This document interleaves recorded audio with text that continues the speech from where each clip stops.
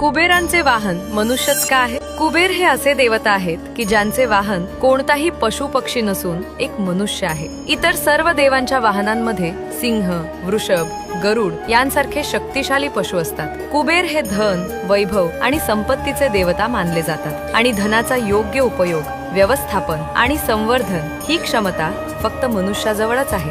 धन हे मनुष्याचे कर्म, भूक, आचरण आणि त्याची नियत यांचे प्रतिबिंब मानले जाते.